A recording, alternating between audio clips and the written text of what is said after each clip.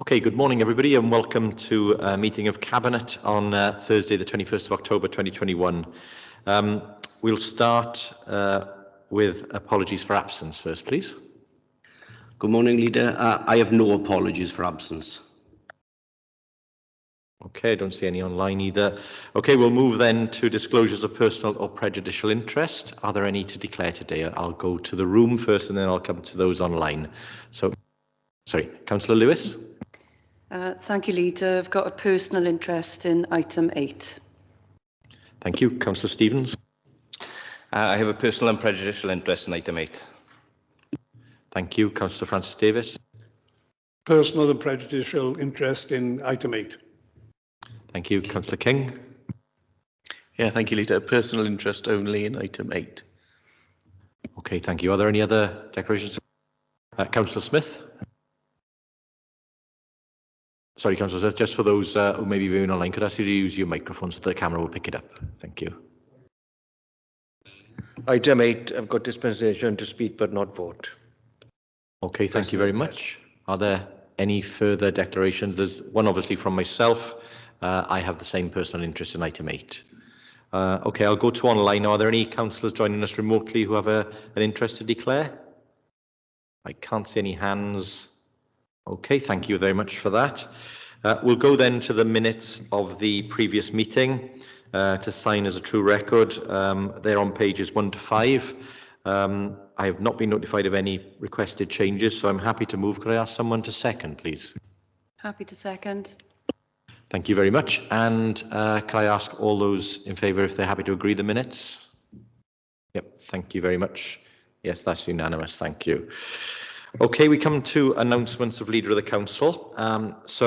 Two announcements. Firstly, just to welcome everybody. It's good to see people in the chamber today. That's our first full multi-location meeting, as they're called, and we believe it's one of the first in Wales and certainly one of the first since the new technology has been installed in the Guildhall. And with that, can I also place on record my thanks to Councillor Andrew Stevens, Darren Richards, Nerys Williams, Hugh Evans, and of course the Welsh Government for making today's event possible. I know they've worked very hard to make sure the technology works and people can both engage in the chamber physically, safely, and also online. So thank you for that.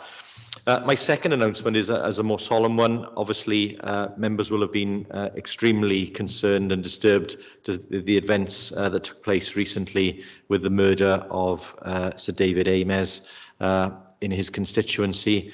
It was truly shocking, and obviously we send our condolences to his family and friends at this very, very sad time.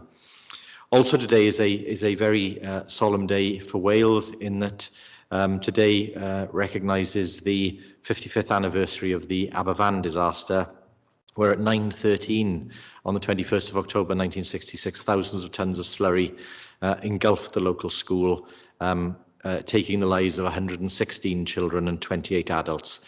So could I ask all of those in the meeting today to, as a show a mark of respect, to take a minute's silence. So could I ask those online to turn their cameras off, please, and for those in the chamber to remain silent. Thank you.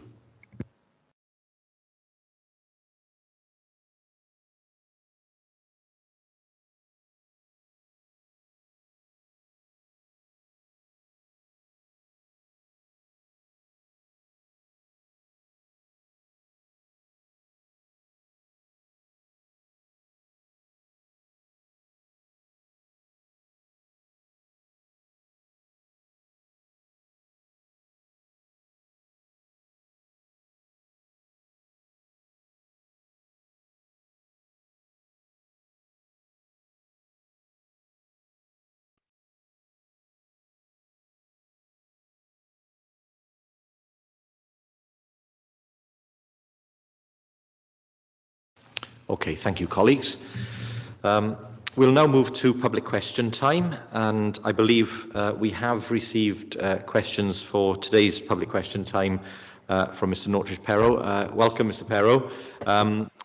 Thank you in advance for sight of the questions, but I'll come to you first if you'd like to take your first question, please. And I remind you we've got 10 minutes today to get through the questions submitted. So, Mr. Pero, over to you. Yeah, good morning, Rob, and good morning, everybody. Basically, my queries, and 4 of them are on, I think, Agenda 9 regarding your coastal protection system in Mumbles. Climate change and biodiversity are the central themes. So question 1 would be, would the Cabinet disclose and state precisely what uses in terms of future development and regeneration have actively been considered at this site, and has the historical statutory route, that's the old Mumbles Railway, which was repealed, the Act of Parliament in 1959, or the world's oldest passenger railway, played any part in representations to Welsh Government when securing the £1.735 million worth of grant. 3 quick technical queries. Question 2 is, why was the 1 in 200 flood event chosen in the documentation for this particular agenda item? The Civic Centre is on a 1 in 1,000 flood event plane. Question 3 is, what is the determined above ordnance datum AOD bill line for the finished promenade level? That's at the Oystermouth promenade area. The protection system. And question 4, has any consideration been given to renewable or regenerative energy revetment solutions to incorporate in the scheme, and or the use of vertipools aimed at habitat enhancement for biodiversity? I'll give you a little bit of background to that. Obviously, biodiversity depletion and climate change is right on our doorstep now, literally, and obviously quite a few universities, Southampton notably, is able to give expertise in this domain. So those are basically my 4 questions. Thank you, Mr. Pero. I'll go to Councillor Thomas first for responses to those questions. Councillor Thomas. Well, thank you, Chair, and thank you, Mr. Pero, for the questions, all very valid questions, and thank you for giving them in advance as well, so give me an opportunity to look and get a bit more detailed response to your questions. I mean, first and foremost, the question about the public realm element of the scheme. Just for a case of sort of clarity, the report in front of us today is only effectively to accept government support and government funding for the flood defence scheme in itself. However, we recognise the importance of Mumbles and the impact and effect that has on residents and the tourist industry in general. So although this report in front of us today is to accept the funding, hopefully the Cabinet will accept the funding for the start of the works, we have accepted the fact that this could be the start of an opportunity to widen the opportunities to enhance the public realm in Mumbles itself. The team acknowledges the site's importance as a key tourist destination for the area, and have therefore sought to design the infrastructure in a manner that safeguards the community from the risk of coastal flooding, obviously, whilst also seeking to maintain the important characteristics of the area. This includes views and references to the site's history and culture, and the importance of the promenade for both leisure and tourism opportunities.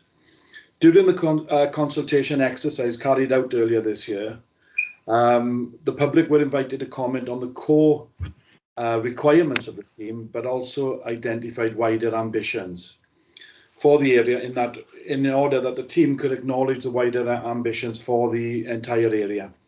The results supported a desire to reference the site's historic context, including reference to the site having the world's oldest railway. This has been incorporated into the design detailing for a number of features within the scheme, and will safeguard the site's heritage for future generations. So yes is the answer, the short answer to your question, and the consultation has supported the local and more widespread interest in it being an historic and tourist site, and we are desperately keen to incorporate all of those elements. What's loved about Mumbles for what it is today and what it has been, we are desperate to incorporate as much of that as we can into the completed scheme when it's all finished.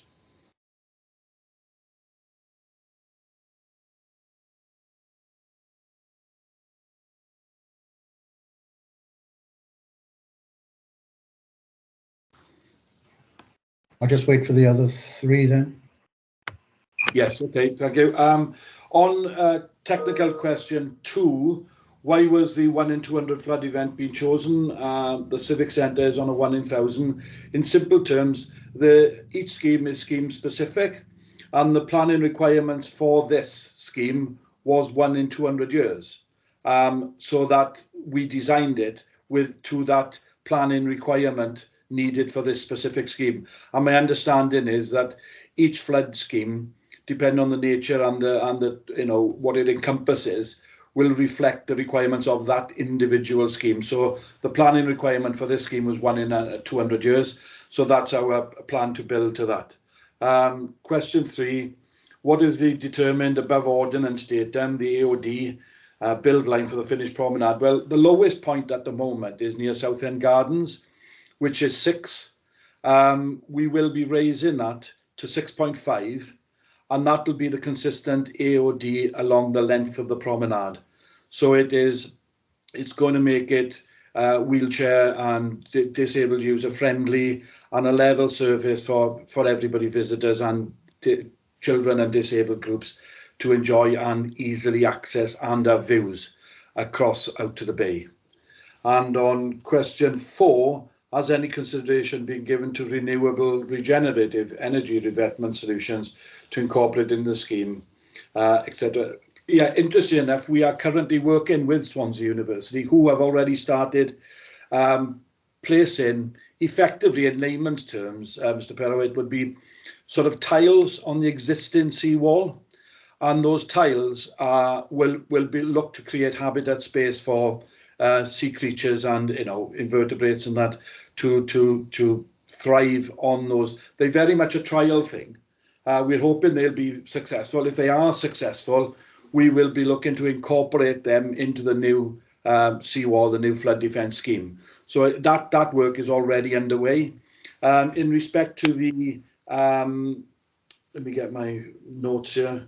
In respect to the energy generation, we did initially look at options for this, but they weren't deemed to be appropriate at this time due to the existing site conditions, because some of the seawall borders onto the SSI site, etc.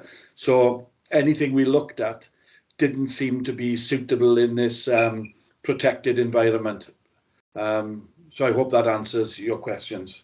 Yeah, that's fine. Thanks very much. Thank you, Mr. Pero, for those questions. Thank you, Councillor Thomas, for the answers. If there aren't any further public questions, then we'll move to councillor questions. So if I could ask, are there any councillors present who wish to ask a question? Yes, I can see Councillor Will Thomas has his hand up. Councillor Thomas, do you want to come in? Thank you very much. Firstly, fantastic opportunity for Mumbles. I know how much work's gone into this, so well done to the team and yourself, Mark, for everything that's been put in so far. I had the presentation on the placemaking side of things last week, and that also looks very exciting.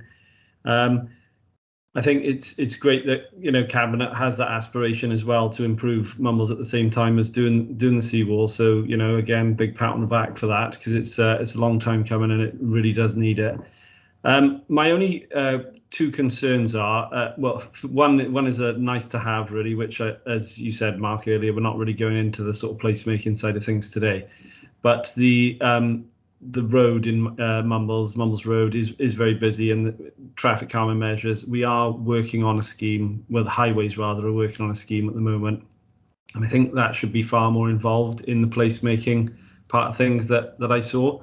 But my question really today is, obviously looking at the placemaking side of things, it does look like a fantastic new space, and big, wide, and lots of new things. Is the maintenance budget for something like this going to increase as well? Are you putting money towards this yearly to improve the wear and tear on the area, which will inevitably be higher in, I would have thought, than it is currently? Yes. Thank you, Councillor. Sorry, thank you, Councillor Thomas. Councillor Mark Thomas, yes? Yes, thank you, Chair. Yeah, happy to answer. I think on the the scheme itself that we looked at, if you looked at the, the flood defence scheme, which is in front of us, as I said, just to be specific today, is just about that. But obviously, you can't look at the flood defence scheme without looking at and incorporate the public realm. Now, the public realm element that we've included and looked at and gone out to consultation, as you know, doesn't include the main road going through Mumbles. That doesn't mean to say that nothing can't be done to the main road, and that my question to you on that would be, and to look at is, obviously this scheme, the public realm enhancement scheme, is we haven't got a finish programme to it yet, but it's going to take a couple of years to do.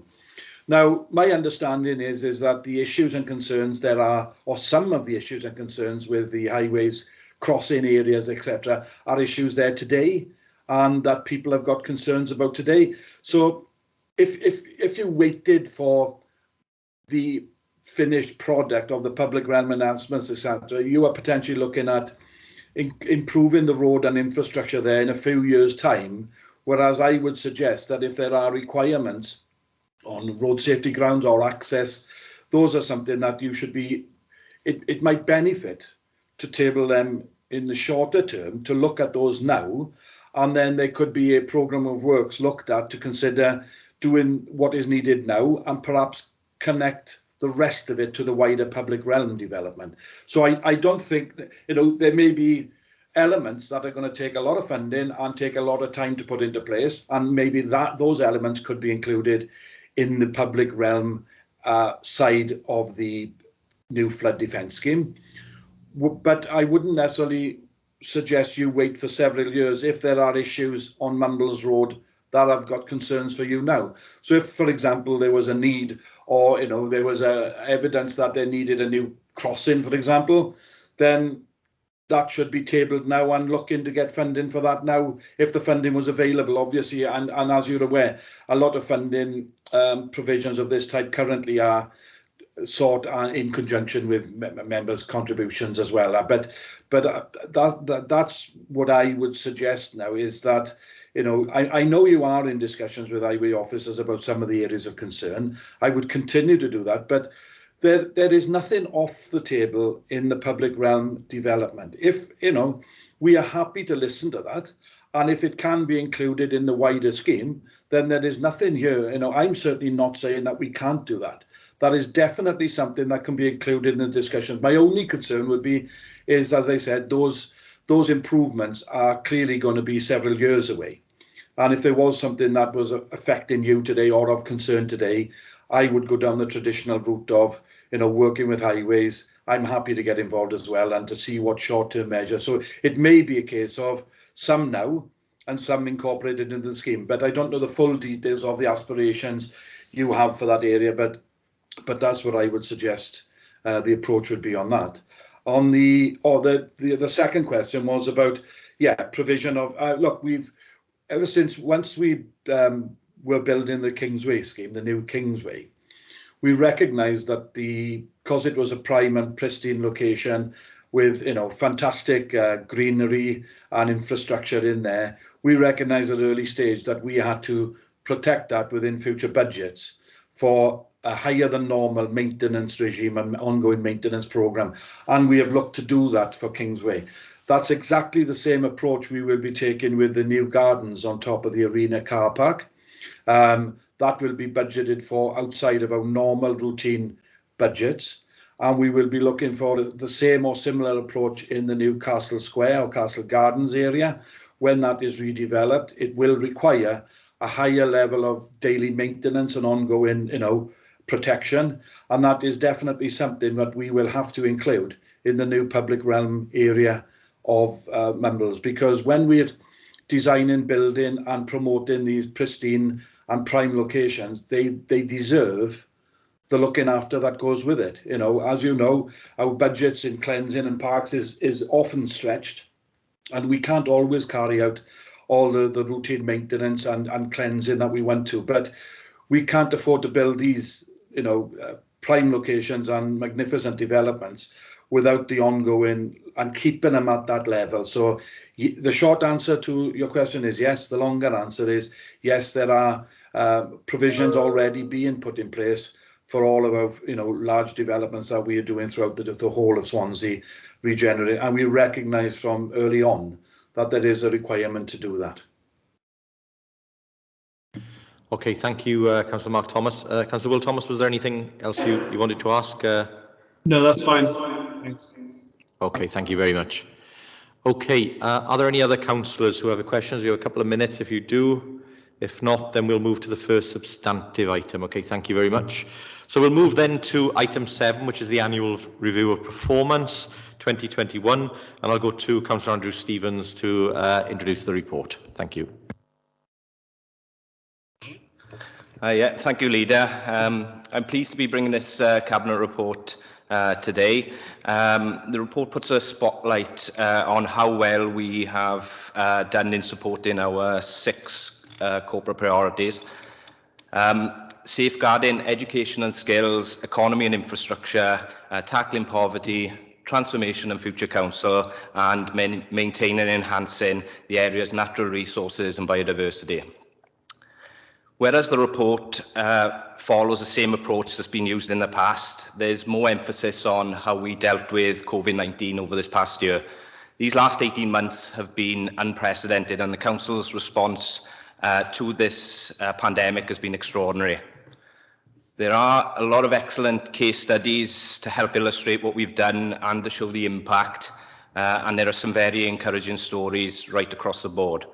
Part 1, which makes up the bulk of the report, comprises almost 100 pages set out from page 13. I won't go in depth in each area, as I'm sure colleagues will want to come in on their respective portfolios. In a year dominated by our community's response to the pandemic, we were there for the people of Swansea, and safeguarding was and is our top priority.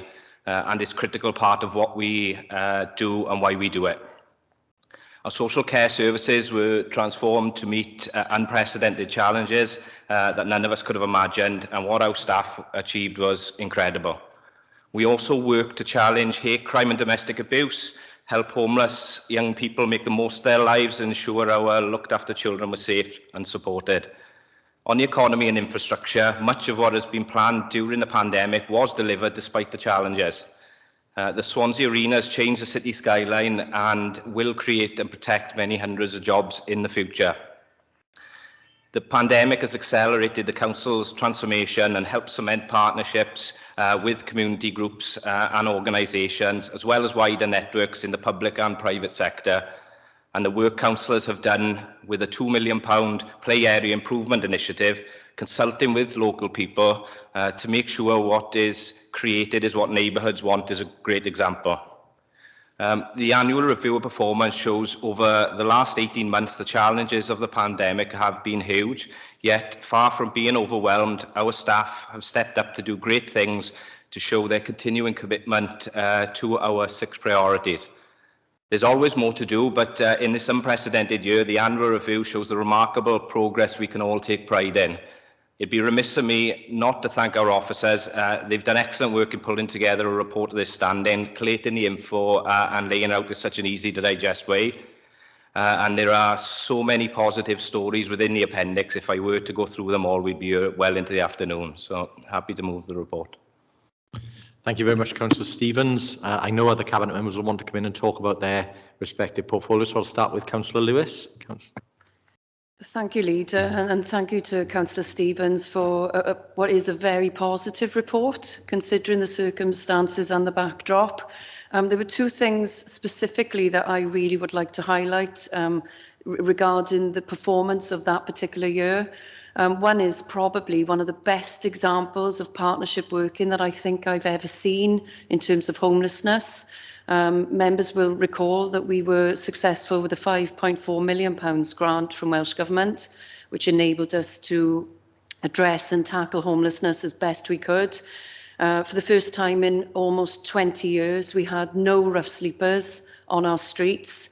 And an excellent example of the partnership working that we saw is T. Tom Jones, where we had Pobl, Woolwich and Galaidi working closely together to support people out of homelessness into that supported accommodation to build their confidence to move on then into permanent accommodation. those units have increased from 20 to 24 units, and the success stories have been absolutely outstanding and incredible. And I just wanted to draw members' attention to the case study, which is on page 72. The second thing I want to do, because I'm cognizant that Cabinet members will want to comment on their portfolios, so I won't delay us too much further. But I just wanted to give recognition to housing and building services. Throughout this pandemic, they haven't stopped the construction phases of much needed affordable social housing, and not just building to the basic bare minimum building regulations, but building above and beyond to the Swansea standard, helping tackle the energy poverty that we see with council tenants to enable them to have more money to pay for food and pay for their rent and their bills. But I just wanted to specifically highlight I think on the report, it's page 81, the case study regarding the local procurement that was around Parker Helig and that site. And I think members will agree that the statistics of use of local supply chains, supporting the local economy, creating jobs and apprenticeship schemes is unseen in terms, people see the buildings, they see the new homes, but they don't actually see the additional benefits around those schemes as well. And so I wanted to highlight those because I'm particularly proud of the efforts that this council has done, not just to support local businesses and local supply chains, but of course reducing the carbon footprint in terms of the delivery of those homes and those sites. So I'm very proud of the teams. They've done an outstanding job, and I wanted to pay tribute to them today. So thank you, Leader, for that. Thank you, Councillor Lewis. Yes, a very, very impressive set of deliveries in those areas that you've talked about. Absolutely. I'll go to Councillor Mark Child next, and then Councillor Alison Pugh. Thank you, Leader, and thank you, Councillor Stevens, for bringing this report to us today. As Cabinet Member for Adult Social Care and Corporate Lead for Safeguarding, I just want to focus on that aspect. It has been, I'm really proud that safeguarding is up there as our number one goal for the citizens of Swansea, and I'm particularly proud about the way the council across the board and with our partners have dealt with the safeguarding issues across Swansea during the pandemic. There are too many angles to look at specifically individually, but I will pick out one, which is another example, which is in the report, and that's local area coordination, which has played a key role in communities during the pandemic of bringing people who had concerns, whether it's the neighbours or friends or whatever, they had concerns about individuals, together to assist those individuals within that community, or where necessary, put them in contact with the appropriate services to support those individuals at a time of particular difficulty for everybody. So I think it's been a marvellous initiative by the council. I'm delighted it covers everybody in Swansea now, and it proved its worth during the pandemic. But there are many safeguarding aspects that have been undertaken by this council I think we should be rightly proud of, and I thank again the Cabinet Member for bringing the report. Yeah, thank you, Councillor Todd. I think absolutely. I think certainly local area coordinators are a real example of stuff we'd taken a quite brave decision on to put in place, which absolutely bore fruit during the pandemic, and they did an amazing job, like many others. So thank you, Councillor Child. Councillor Alison Pugh. Yes, thanks, Leader, and thanks for bringing this report, Councillor Stevens. And I would like to give thanks, and it's hard to cover everything. It's a large report and many staff involved, and I give credit to Joe Portwood and the team for all the work that's gone into it. But it's a broad report, and it shows the extent of work being undertaken. Last year has been hard, and throughout the staff have risen to the challenges. We have seen excellent internal and external partnership work in developing to improve lives and keep people safe. Throughout all the pressures, innovative work has taken place to help keep the residents of Swansea, keep residents of Swansea safe, and with many staff offering to change roles to meet the need. The poverty team have never said no. They will always try their best to help. The grants we've helped so many organisations and our residents with are just fantastic. They hold close to their hearts, and the people of Swansea on low incomes are often the ones that suffer the most. The impact still on people can't be underestimated, and our welfare rights team have witnessed terrible poverty and will do all they can to help with the expertise they have, and to achieve a 91% success rate on appeal, despite not being able to do any face-to-face contact, is just remarkable. Community safety and community cohesion, tiny team, and the extent of their reach is just breathtaking. And very often with high levels of tension in the community, and often, lots of hatred being presented to the team, which is very hard to deal with. I take my hat off. And lastly, if we had time, I could go on and thanking everyone. I hope I haven't missed anybody, but I'm really proud of our person-centred approach to employability. Many people, and even more so now, are far removed from being ready to take on a job, and the mentoring we offer is second to none. This team sees the person and will do everything they can to help. So I'd just like to give thanks to everybody, Leader, because across the council and out into the community, the work has been amazing. Thank you, Councillor Pugh. I fully agree. We go to Councillor Francis Davis. Thank you, Leader. This report, it just goes to show, I think, the one council approach that we've had during this very difficult time. When I look at regeneration, who would have thought that through COVID that there would be so much going on within the city and county of Swansea? And I'd like to pay tribute to you, Leader, for the work that you've led this council and working with partners like the health service. The Bay Hospital just didn't appear. That was leading officers and yourself, Leader, coming in and ensuring that everything got on with the job in hand. People say our best asset is our staff, and I think the staff of the City and County of Swansea have certainly raised to the occasion of working right across that one council approach. I've seen people that would normally have perhaps been in events coming in and sanding down the Brownwind Hall, a tremendous effort by those people. They all wanted to carry on working as much as they could and make a difference. But when you look at Swansea now, whether it's the acquiring of the Palace Theatre or the Albert Hall, what work is going on Wine Street to help the hospitality industry get out of the doldrums and come back as a stronger section within Swansea. But also the way that you've kept people informed through social media on what was happening with COVID. You were being relentless on and giving that advice to people. In fact, I think sometimes you are the biggest advocate of social media in Swansea.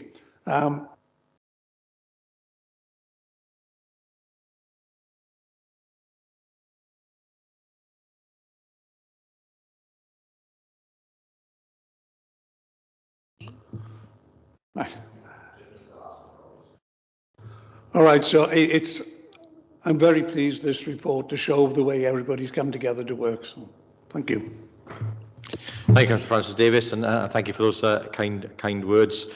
Look, it's been for my contribution to this, it's been a huge team effort, as you've quite rightly outlined, and that has been from the cabinet, the senior management team, the senior officers, all through the staff, the volunteers in our communities, everybody pulling together to make a difference for the people of Swansea. And our strapline through this pandemic was here for you, and that is exactly what Swansea Council proved it was. And we were a critical part of keeping people safe, keeping people fed, keeping people provided for during the pandemic. And usually annual reviews of performance can seem dusty old documents with some metrics in them, but this year, when you look at the case studies, when you look at the actual reality of what this council does for the people of Swansea day in, day out, what its fantastic staff do day in, day out, we should be really, really proud of everything we've achieved.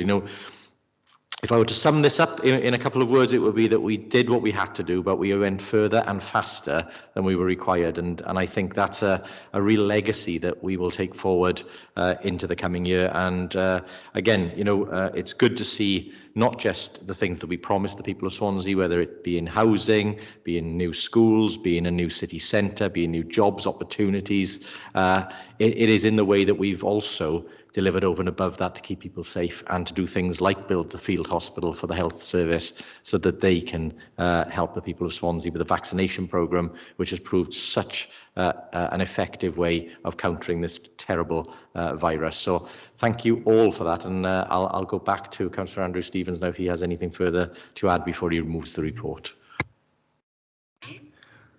No, thank you, Leader. I think it's pretty much covered it from everyone. Thanks for your contributions. I'm happy to move the report.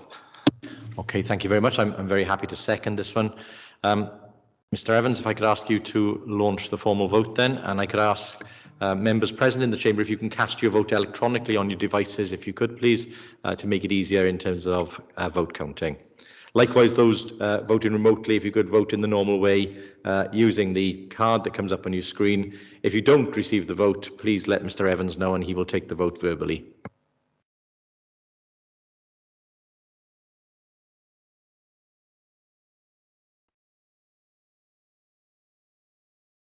Okay, if you haven't received the poll, please raise your virtual hand and I'll do a named vote for you. Otherwise, I shall close the poll. I had to log out and log back in. So okay, how do you wish to vote, Councillor Pugh? 4. 4. Everyone else received it? Okay, I shall close the poll.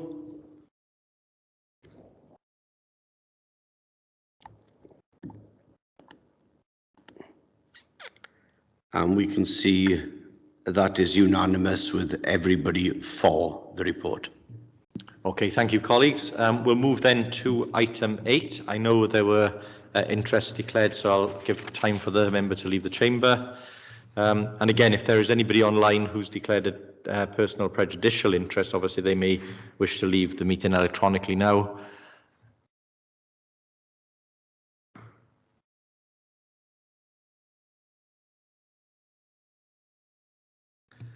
Okay, thank you. Over to you, Councillor Smith. Yes, can I formally move the report, Leader?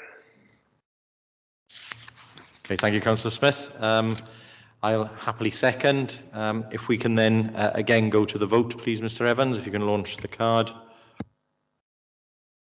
And again, if you could cast your votes electronically, if at all possible.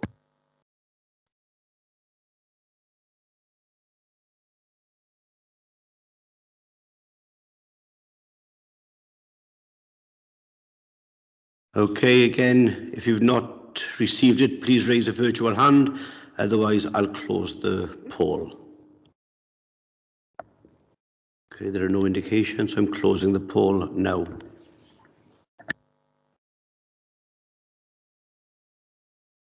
And again, Leader, that's 100% for the report. Thank you. Okay, thank you, Mr. Evans. Thank you, colleagues. If we could wait for our colleague to rejoin. Thank you very much. Okay, I will go now to item 9 on the agenda, and that's the report, Financial Procedure Rule 7, Mumbles Coastal Protection, Flood and Coastal Erosion Risk Management Grant 2018-22, snappy title. We had some questions on it earlier, but I'll go to Councillor Mark Thomas to introduce and move the report. Yes, thank you, Chair. And as you quite rightly said, this was a subject for public question time, and no surprise there. As I talked about we did enter into public consultation earlier this year, and there's a lot of interest, understandably, and positive interest in it as well. The piece I have to keep reminding myself and all of us is the report in front of us today is not about the public realm element of it. It is about the flood risk defence scheme, and I will come on to that now shortly. But it is an exciting time and very much an exciting opportunity for, not just Mumbles, but the whole of Swansea and all the visitors that come to Mumbles. we are very mindful of the tradition of Mumbles. And for any people, there might be people out there who've got concerns about the change and what's going to happen. We are looking to improve where improvement needs and enhance the frontage of Mumbles. We're not looking to take anything away from it that's going to remove its identity and what makes it a jewel in the crown of Swansea. So, and we are listening, we are engaging with local people, community council, ward councillors, and that engagement is extensive. So we got one chance of getting this right, and we are determined that we will get it right and take on board and create a scheme that we believe is going to be exciting and is going to revitalise and bring new life into Mumbles, but at the same time, keeping the spirit of what makes Mumbles special. We are all mindful of that, So can I just draw your attention in particular to paragraph 1.3, Chair, and I want to read that out so that it does cover all the important and salient points. The Welsh Government's Flood and Coastal Erosion Risk Management Programme presents the City and County of Swansea with a significant opportunity to implement a sustainable solution to the current issues on the condition of Mumbles seawall and address long-term flood risk affecting the community. Now that is key. This, I know the press and the media around this, and indeed we as councillors talk about the exciting opportunities, but primarily we need to do something about that seawall. It is crumbling. It is not going to be sustainable. It is not going to protect Mumbles in the coming years, and it needs to be done. But then, obviously, it will also support the potential of future development and regeneration of the area, while secure improvements to the amenity and recreation value of the promenade and its use as an important visitor attraction. But let's not lose sight of what this is primarily about, is to prevent areas of Mumbles seafront from flood. What we've got in front of us, Chair, is an improved offer from Welsh Government. The initial offer from Welsh Government is that they would provide support and grant funding to the scheme to the tune of 75% of the total cost, with 25% having to be match funded by the council. This new and improved offer is for 100% grant funding. So I'm very pleased to be bringing this to Cabinet today. To be a fully funded scheme, and so I'm happy to move that the Flood and Coastal Risk Management Capital Grant of £1,735,130,019 is confirmed being 100% total funding for the design stage of this scheme, and that this is included in the capital programme for years 21-22 through to 22-23. The total cost of the initial phase of the scheme is, as I've just announced. So happy to move this report, Chair. Thank you, Councillor Thomas. Very happy to second. And as you say, this focuses on the structural elements, really, of the sea defences, and that we will be shortly commencing a second round of consultation around the design elements for that public realm, which I'm sure will get a good response from those who both live, work and visit Mumbles, so that we can design a scheme that meets the needs of the community long term. So thank you, Councillor Thomas. That's been moved and seconded. Are there any Cabinet members who wish to come in? Councillor Child? Yes, thank you, Chair, and thank you, Councillor Thomas, for bringing this report. As you say, it is primarily a flood protection scheme, and it needs doing anyway, but I think we all need to bear in mind that climate change is one of the reasons why it needs to be of the scale and quality that is being proposed. And that it brings it home that climate change is something that is happening on our doorstep, certainly on the doorstep of the community of Mumbles, where this will hopefully protect over 100 properties and the character of Mumbles as well. I would like to congratulate the officers involved in two ways, for two reasons. One is their consultation exercise that they've carried out so far and planning future has been well engaged engaged with by the people of Mumbles and brought forward some very interesting ideas, many of which they've attempted to incorporate into the design for the second phase, which I have seen the start of that phase of consultation as well. And it's also opened up people's minds to imaginative ideas about what might happen about the rest of the public realm, including the road, which I know I and other councillors have submitted ideas on as well. And I also want to congratulate the team for their work with Welsh Government to expand the definition of a seawall as widely as possible to recognise the unique character of the area of the promenade at Mumbles as well. So thank you very much. I very much appreciate this and the opportunity it gives for renewal of much of the public realm of Mumbles as well. Thank you, Councillor Child, and can I thank you and Councillor Thomas for the work that you've been doing in West Cross specifically with the scheme that you put in to light the promenade. I know that's been hugely popular.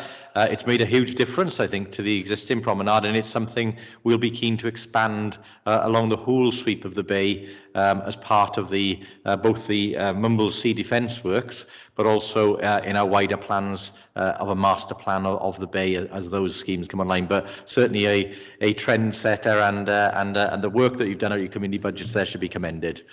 Thank you for that. Are there any other Cabinet members who wish to comment? I can't see any hands up online. If not, the report has been moved and seconded. So if I can go to Mr. Evans to ask for the vote to be launched, please.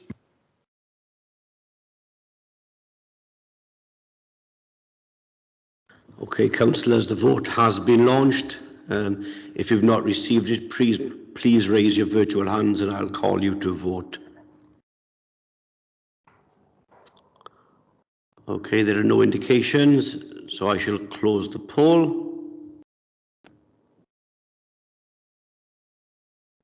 And again, we can see that's 100% for the scheme. Okay, thank you, colleagues. Thank you, Mr. Evans. On then to item 10, and I go back again now to Councillor Thomas, and this is Financial Rule 7 again, Active Travel Fund Grants 21-22. Councillor Thomas. Yes, thank you, Chair. This has come today as a result of the opportunity for a late submission. Welsh Government indicated that there was in excess of £9 million available in-year spend across Wales for submission of schemes. Now, we've always got schemes ready to go and in the pipeline. And we were fortunate that we had schemes developed, progressed enough to be able to submit. It was done at very short notice. I think the opportunity, the window we had from notification sometime in July is we had 2 or 3 weeks in which to submit the scheme. Not unusual in mid-year applications.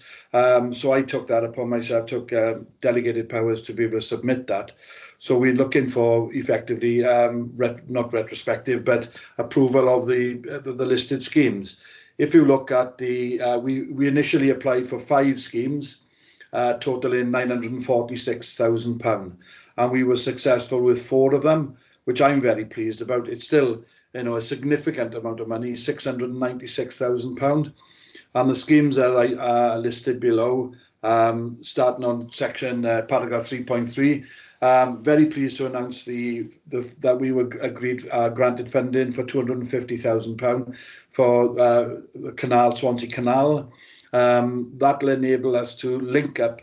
I think last year, Neath Talbot were able to, through grant funding, improve a section of canal in the constituency that bordered onto Swansea. We are now able to carry that through into Swansea, and we're working in conjunction with the Canal Trust on that. So that'll be a great opportunity. We then had £156,000 for placemaking, and this will enable us to work with local artists and looking at designing and placing art structures effectively along certain routes. They're yet to be defined yet, so that's something about what the structure will be and where we're going to place it, and that's something we'll be looking to do. Clyde Kevin Park, and £245,000 there, and that, the route here is it will provide a suitable surface for active travel connecting Craigen Park with the communities of Clydach, Fadre and Craigen Park, obviously. So that'll be a great connector. And again, it just shows and implements our wider ambitions. We talk about active travel touching every part of Swansea, and this is taking it out to the east side of Swansea. So it shows that our ambitions are unbounded here. The fourth element then is for if I could find it. Sorry, I missed one, have I? Sorry, Chair. Capacity enhancement of £45,000, and that's to help us to be able to promote and work with community groups about future development and future schemes, etc. So very pleased to announce this. The key element here again is that this is for in-year funding. It's money that has to be committed to, agreed, and spent by the end of this financial year. So yet again, we are up against it a bit, but I can assure you and Cabinet and the public that these schemes, if approved today, will be completed by the end of the financial year and meet with all the requirements of Welsh Government. But just pleased to announce yet further expansion of our ambitious targets to bring the opportunity of active travel to all parts of our communities. So I'm happy to move the report, Chair. Thank you, Councillor Thomas. And yes, as you say, I mean, it's a continuation of the extraordinary efforts that have been made over the last few years in the significant increase in our active travel routes. So you and your officers should be very much commended on that. And again, I'm sure those in the areas where these routes are proposed to go in will be very grateful of that extra infrastructure and investment. So thank you for that. I'll formally second. Are there any Cabinet members who wish to add or make comment or ask any questions? If not, again, Mr. Evans will go to the vote, please.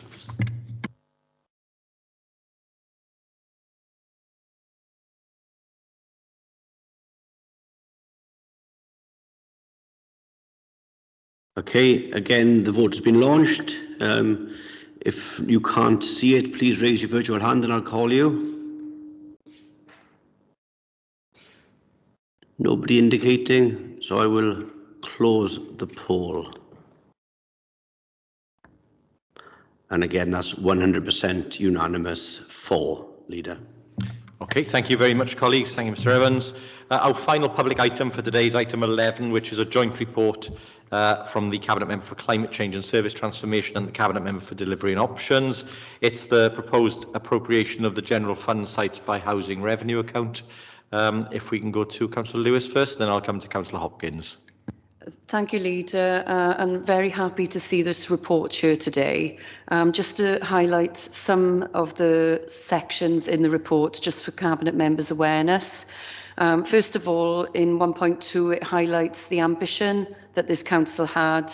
Back in 2019, in February, we approved a housing revenue account development programme.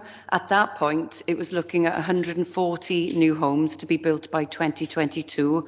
We've expanded that ambition to over 1,000 homes in a 10-year plan, and I'd like to see us take every opportunity to expand that even further, knowing that we've got 4,000 people currently on our waiting list. And so when we come to development, we look at our HRA-owned sites, and we have very few that we have to note in the Gower and in the west of Swansea. And so it's very fortuitous for us to be able to work together with the General Fund to expand our ability to deliver social housing across Swansea. And so I'm really pleased to see this report here today. But it's important to highlight that there was due diligence carried out in respect of the HRA, because the HRA, as we know, is a reserved and ring-fenced pot of money with some very firm statutory obligations attached to it. So in item 3, in 3.1, we contracted some specialist legal advice from DWF in terms of the procurement from the General Fund to the HRA. In point 3.2, it highlights the independent valuations that we took from JLL, taking advice from them. And it's important to highlight that their advice and their valuations were taken in two parts. So firstly, to carry out evaluation on the sites, and then in respect of the LDP proposals for the percentage of affordable housing. But then they carried out a second valuation in terms of the aspirations of the HRA development programme to deliver over 40% affordable housing on these sites. So you'll see in table 4.3 the valuation results. You can see in the report that we considered several sites, but we've decided to move forward on just 3 of those at this point. That's at Gower Road, Gwasynham Business Park and Midland Place. There are other sites mentioned in the report, such as Pipehouse Wharf, and we will look to carry out further surveys and inspections of that site before we consider procurement going forward. So I'm really happy to bring this report here today jointly with Cabinet Member for Delivery, and I'm happy to propose the report, and I'm sure the Cabinet for Delivery will want to come in and give his views on this as well. So very happy to see this here today as a council, building on our ambition to deliver much needed social housing across Swansea. Okay, thank you, Councillor Lewis. Councillor Hopkins, come to you next. Yeah, thanks, Leader. I'd like to thank Councillor Lewis for the way that she's moved this report. I think she's in fairness, moved it very comprehensively. What I would say, from the public purse side of things, I think this is the right thing to do, because it gives us some certainty, because very often you have these valuations and you go out there and, to be honest, you don't meet anywhere near some of them. So from our point of view, I think it is the right thing to do, but also every cabinet member would agree here today that our ambition to build more and more houses is the right thing to do. So I'm just happy to second this report, and thanks, Leader. Yep, thank you, Councillor Hopkins, and can I thank both yourself and Councillor Lewis for the way in which you've worked together to find a suitable solution. And as you say, Councillor Hopkins, I think using the land in this way and working collaboratively with the HRA, I think not only delivers a good outcome for the taxpayer, but also make sure that the HRA delivers the housing that we so badly need. So thank you for that. The report has been moved and seconded. So unless there are any comments, I will go to the vote. Mr. Evans, if you could launch the vote, please.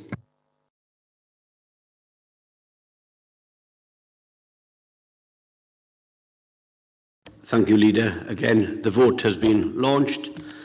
If anyone hasn't received it, please raise your virtual hands. Okay, I can see no indication, so I'm going to close the poll. And again, that's unanimous, 4. Thank you. Okay, thank you, colleagues. Thank you very much. We come now to the item on exclusion of the public. You've all had the papers on which page 163, 164, 165. The legal officer's rationale for going into private session is there. Can I ask if you're all happy to take that? Yes? Okay, thank you very much. That's unanimous.